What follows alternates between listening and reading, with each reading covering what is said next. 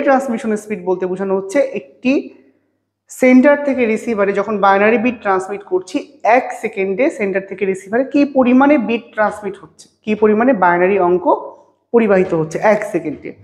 এবং এটাকে প্রকাশ করা হয় ব্যান্ডউইথ দ্বারা। একে প্রকাশ করা হয় কি দ্বারা? ব্যান্ডউইথ দ্বারা। এবং এর একক হচ্ছে বিপিএস। একক কি? BPS, bit per second, bit per second. তো এই অনুযায়ী আমরা 3টি ভাগে ভাগ করতে পারি ডেটা ট্রান্সমিশন স্পিডকে। প্রথমে যে ভাগটি রয়েছে সেটি হচ্ছে ন্যারো ব্যান্ড, ঠিক আছে। তার পরবর্তীতে সময় পরিক্রমায় ভয়েস ব্যান্ড রয়েছে এবং তারপরে রয়েছে ব্রডব্যান্ড।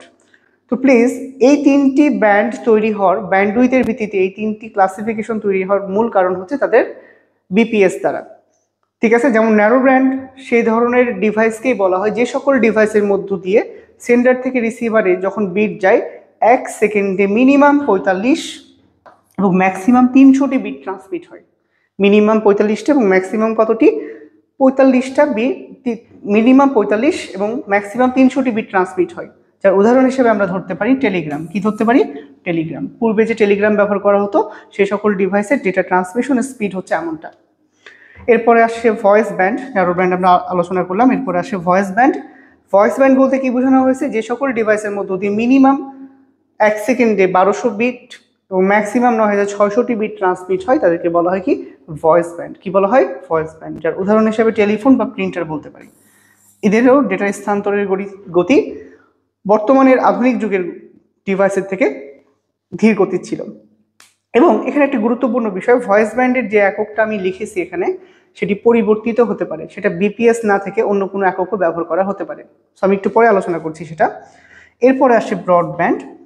ব্রডব্যান্ডের BPS up to 10 lakh BPS, up to 10 lakh, মানে 1-এর পরে 6টা শূন্য কিন্তু, অর্থাৎ মিনিমাম, সেটার মিনিমাম হবে 10 লক্ষ বিট পার সেকেন্ড।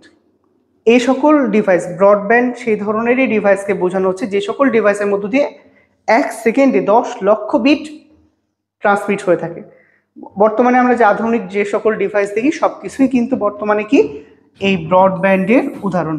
কিসের উদাহরণ? ব্রডব্যান্ডের উদাহরণ। কেননা আমরা এখন এমন কোনো কম্পিউটার বা এমন কোনো ডিভাইস ব্যবহার করতে চাই না যে সকল ডিভাইসের গতি খুবই মন্থর, ঠিক আছে।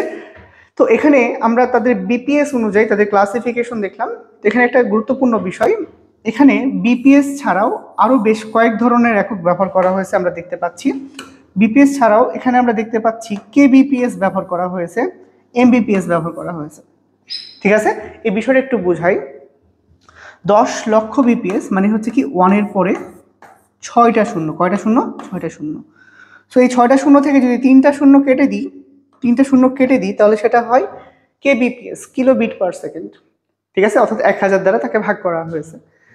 আবার যদি 6টা শূন্যই কেটে দিই তাহলে সেটা হয় কিলোর থেকে 3 ধাপ ওপরে যে এককটা পাওয়া যায় সেটা হচ্ছে কি? মেগা বিট পার সেকেন্ড, ঠিক আছে। ঠিক একইভাবে আমরা এখানে যে 1200 লিখেছি, এই 1200 না লিখতে পারি 1000 দিয়ে ভাগ করে 1.2 থেকে 9.6, মানে 1200 থেকে 9600 না লিখে 1.2 থেকে 9.6 কেবিপিএস বলতে পারি, অর্থাৎ বিপিএস না বলে কেবিপিএস বলতে পারি, ঠিক আছে।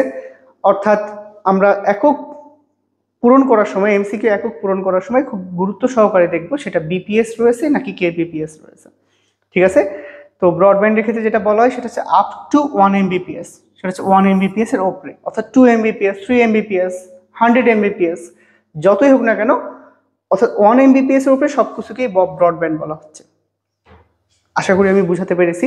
সো আমরা তখন যে আলোচনা করলাম সেটা হচ্ছে ডেটা ট্রান্সমিশন স্পিড নিয়ে আলোচনা করলাম, ঠিক আছে। এবং ডেটা কিভাবে স্থানান্তরিত হয় একটি ডিভাইস থেকে অপর